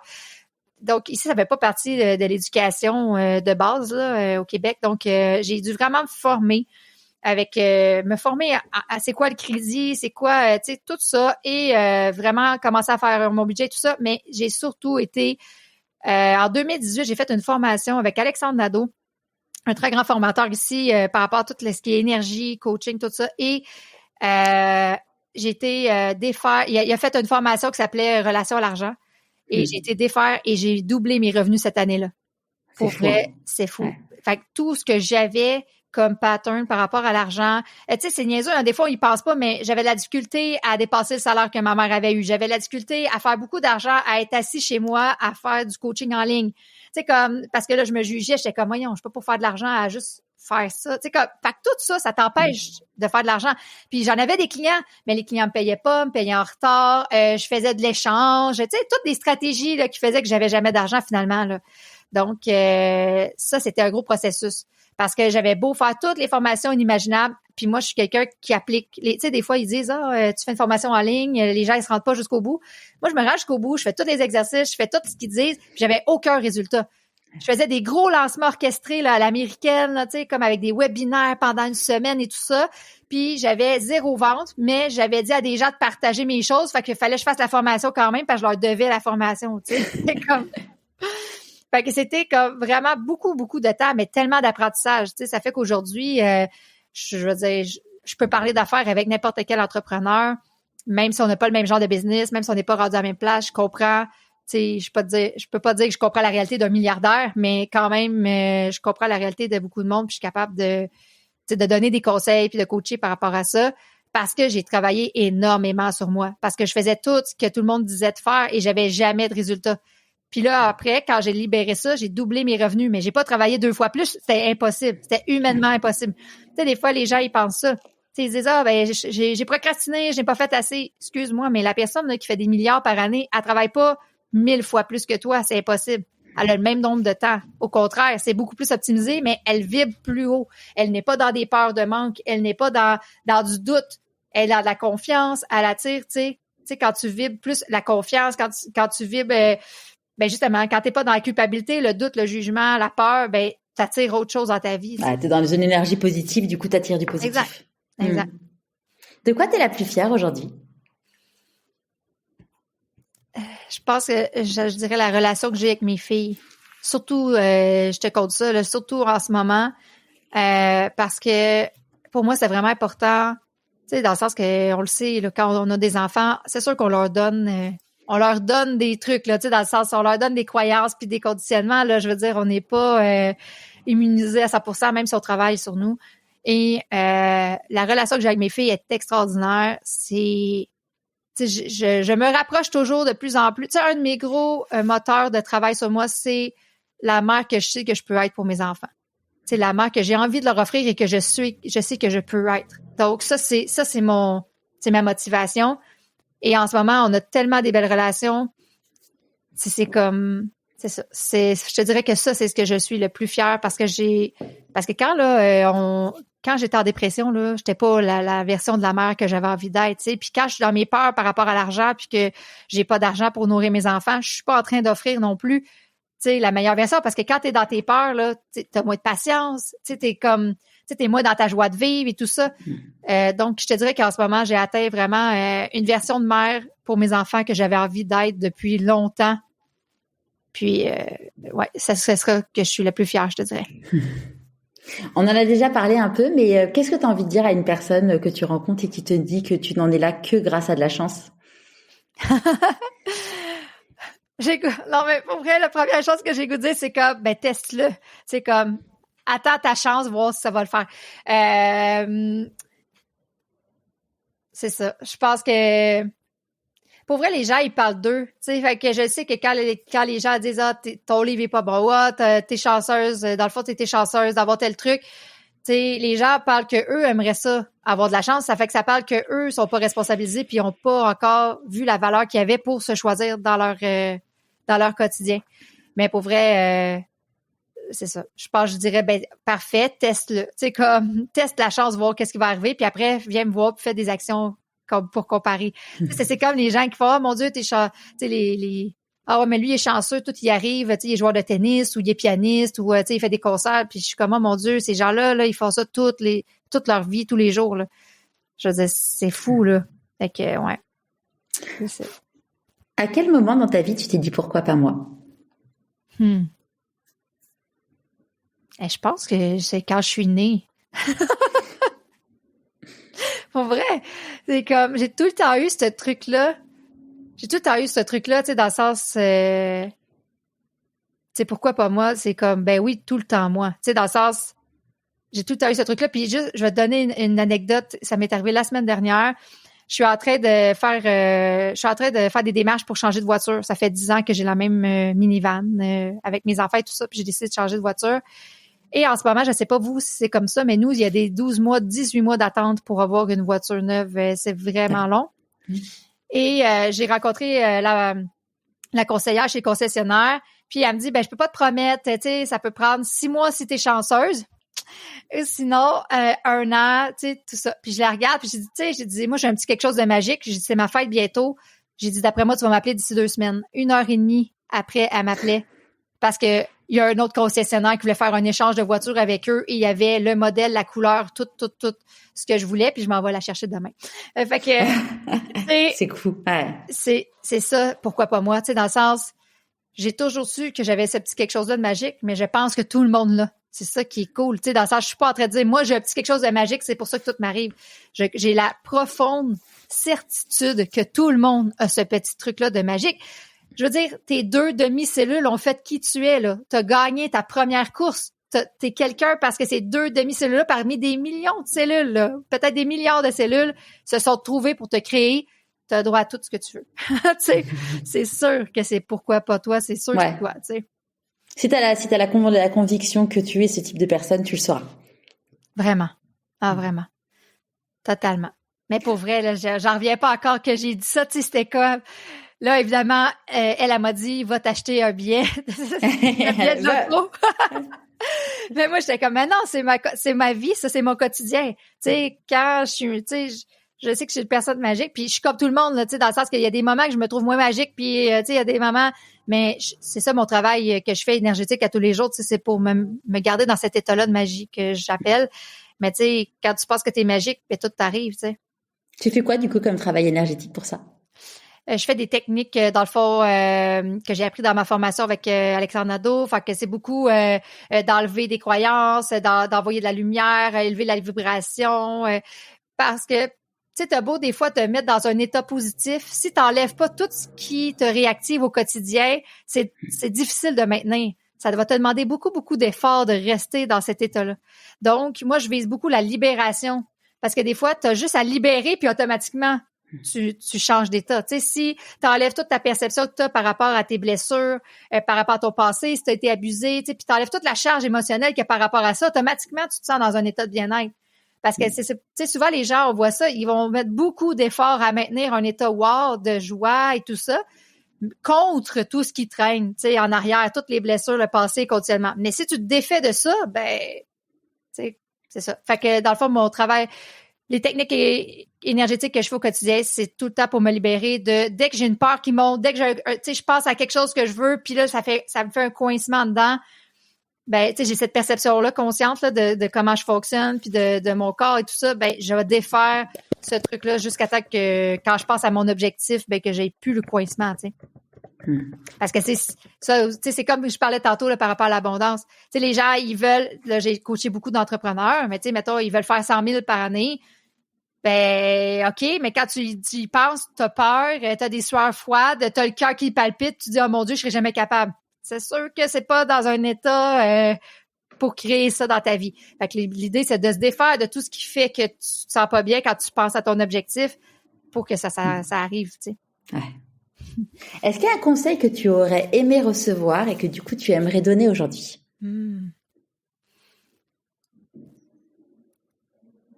pense que j'aurais aimé recevoir comme dès que j'aurais été capable de comprendre. Fait que je sais pas si c'est à l'adolescence ou au début, tu sais, comme mettons début vingtaine, mais que tu sais que c'est pas que ce qui existe qui est la réalité. Tu sais, dans le sens, j'aurais vraiment aimé ça qu'on me dise qu'il existe vraiment beaucoup plus que qu'est-ce que je pense qu'il existe.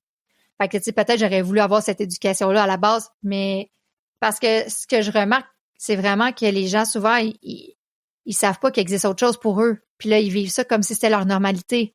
Puis je suis comme, non, genre, c'est pas ça. Tu peux avoir encore plus, tu sais, à la hauteur de ton potentiel. Mais ouais, j'aurais aimé savoir avant que tout pouvait exister. Mais en même temps, tu sais, je pense que tout est dans tout, puis je suis vraiment contente. Tu sais, je regarde jamais zéro mon parcours parce que ça fait exactement pourquoi je suis ici avec toi aujourd'hui. Fait que ça, je changerais rien pour ça. Et c'est quoi le meilleur conseil qu'on t'ait donné? Le meilleur conseil qu'on m'a donné, c'est que j'étais pas ma personnalité. Tu sais, les gens souvent vont dire je suis TDAH ou je suis ci ou je suis ça, puis ils vont se définir dans la personnalité, puis vont mettre plein d'outils en place et tout ça. Moi, la journée où on m'a fait comprendre que je peux être qui que je voulais tout le temps, peu importe. Tu sais, peu importe mes traits puis tout ça, puis que ça me définit pas. Ça a été très libérateur. Puis ça, c'est le fun parce que j'ai donné beaucoup de conférences. Puis à un moment donné, je donnais une activité de team building et j'ai un participant justement qui était dans la cinquantaine. Puis je demande toujours avec quoi il reparte et tout ça de l'atelier. Il me dit, j'ai compris que je suis pas obligée d'être ça. Tu sais, dans le fond, j'ai 55 ans et je peux encore comme changer puis être la personne que j'ai envie d'être. Puis là, pour moi, c'était ma paye parce que j'étais comme tellement. Fait que le conseil c'est quand j'ai compris que j'étais pas obligée d'être ce qu'on m'a dit que j'étais. Tu comprends? Tu sais, parce que puis les parents, ils font du mieux qu'ils peuvent avec qui ils sont, mais tu sais, de dire que j'étais la nerd, puis que j'étais pas bonne en sport, puis que nanana, puis moi, j'ai longtemps eu la croyance que j'étais pas bonne en sport parce que je voulais pas être bonne en sport, parce que j'étais bonne en sport, je pouvais pas être intelligente, parce que dans mon cerveau d'enfant, j'avais enregistré que si t'étais sportif, t'étais moins brillant, puis si t'étais brillant, ben t'étais une nerd, puis que t'étais maladroite en sport, tu sais. Mais c'est ça, fait que quand j'ai compris, quand on m'a dit qu'on pouvait être ce qu'on voulait, là, puis que je l'ai vécu en plus, là, j'ai fait comme wow, ça c'est hot. C'est quoi tes prochains défis? Tu veux dire dans mes projets ou tu veux dire mon défi personnel à l'intérieur de moi? Ou... Comme tu veux. Mon prochain défi, Ben, au niveau professionnel, c'est vraiment de stabiliser. Je suis quelqu'un qui aime beaucoup, beaucoup les projets et j'aime beaucoup la nouveauté. Tu sais, pour moi, pour vrai, je suis impressionnée que je sois autant dans que je continue de pousser mon livre parce que je suis du genre à me tanner, tu sais, comme à vouloir du nouveau rapidement. Donc, mon prochain défi, c'est de stabiliser mon entreprise par rapport à ça. C'est de pouvoir être encore dans la création et tout ça, mais c'est pour ça que là, j'ai comme mon équipe qui est là et on est vraiment en train de mettre en place beaucoup de procédures et tout ça. Puis ça, c'est pas quelque chose que j'aime vraiment, tu sais, dans le sens, c'est que, oh my God, tu sais, c'est long puis c'est plate puis tout, mais c'est le fait, puis là, de construire là-dessus. Et au niveau personnel, je te dirais vraiment mon défi, c'est que je vois vraiment que tout le monde est extraordinaire, comme je t'ai dit tantôt, mais qu'est-ce que moi j'ai envie de vivre après dans mon quotidien? Parce que, tu sais, moi, je pense que je pourrais être en amour avec n'importe qui. Tu sais, on est quasiment 8 milliards, là. Je veux dire, c'est sûr qu'il n'y a pas juste un homme, une femme de ma vie, tu comprends? C'est genre, je pourrais vraiment être en amour avec tout le monde, mais là, après, j'ai de la difficulté des fois à mettre ma limite parce que je trouve tellement tout le monde extraordinaire, puis je pense que tout le monde peut apporter quelque chose puis qu'il y a un potentiel. Mais est-ce que je suis obligée d'accepter tous les comportements? Puis est-ce que je suis comme obligée d'avoir ces personnes-là dans ma vie? Puis là, de mettre ma limite par rapport à ça, sans jouer sur la valeur qu'ils ont, parce que je pense que ça n'a pas rapport, tu sais, ça, je dirais que c'est mon défi personnel. Si une personne hésite à sortir de sa zone de confort inconfortable, qu'est-ce que tu as envie de lui dire? J'ai juste envie de lui dire, on va jouer à un jeu. Moi, c'est mon truc en coaching dans le sens, on va le tester. Tu sais, on va jouer à un jeu. Imagine que puis la personne, là, avec son cerveau, est capable de juste imaginer la situation puis de voir qu'elle est pas morte de ça, que, tu sais, c'est le truc pour enlever la résistance par rapport à ça. C'est teste-le. Tu sais, il y a personne qui dit que tu peux pas refaire comme avant après. Tu sais, je veux dire, c'est pas parce que tu fais une prise de conscience qu'après, comme on disait tantôt, c'est pas parce que tu travailles sur toi que tu es obligé de te séparer. Après, tu fais ton choix de ce que tu as envie de vivre. Puis, OK, si c'est l'autre qui initie la séparation, ben là, tu vis avec ça, puis ce sera autre chose. C'est parce qu'il y a d'autres choses qui t'attendaient anyway. Mais ouais, c'est quelqu'un qui a de la difficulté à sortir de sa zone de confort. J'y conseillerais de tester. Comme dans mon livre, je dis tout le temps, crois pas ce que je te dis, teste-le. Puis si ça fait du sens, ça fonctionne pour toi. Tu sais, c'est juste que les gens, ils pensent que c'est la fin après. C'est comme une finalité, mais pas du tout. C'est juste une autre expérimentation de la vie. Tu sais.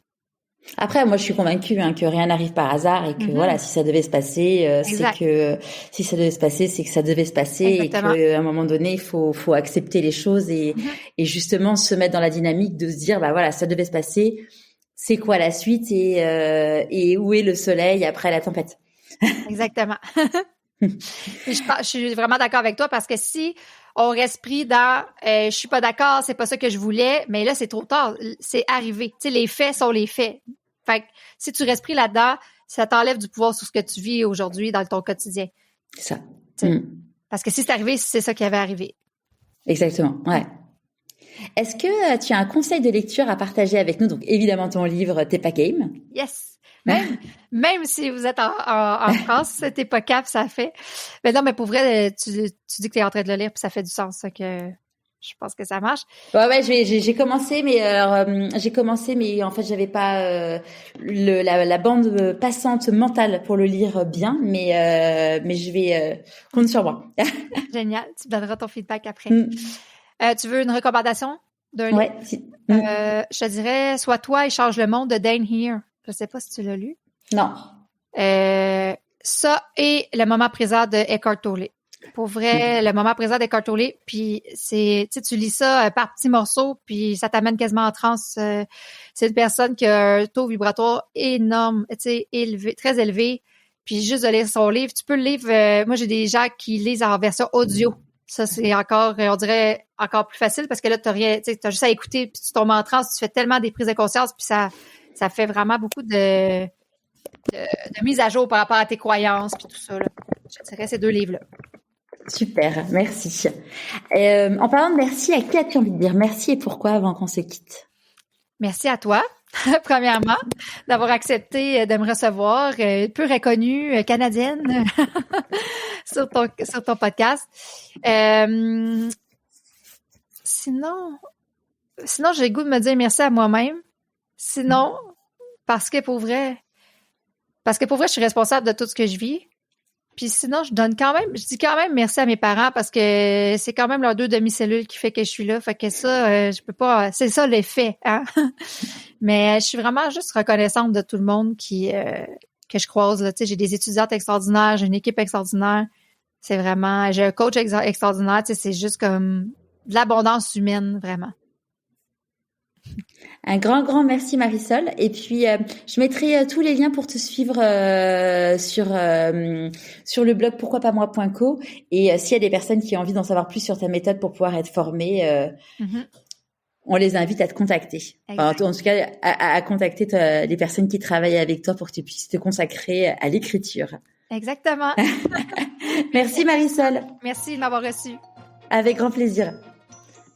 J'espère de tout cœur que cet épisode vous aura plu. Si c'est le cas, je vous invite à vous abonner sur votre plateforme d'écoute préférée et mettre 5 étoiles et un commentaire sur Apple Podcast. Pour moi, c'est énorme. Pour continuer à suivre les aventures de mon invité et recevoir des conseils pour écouter votre petite voix, inscrivez-vous à la newsletter et suivez Pourquoi pas moi sur Instagram. Vous avez tous les liens dans les notes de l'épisode. Et évidemment, n'hésitez pas à en parler autour de vous.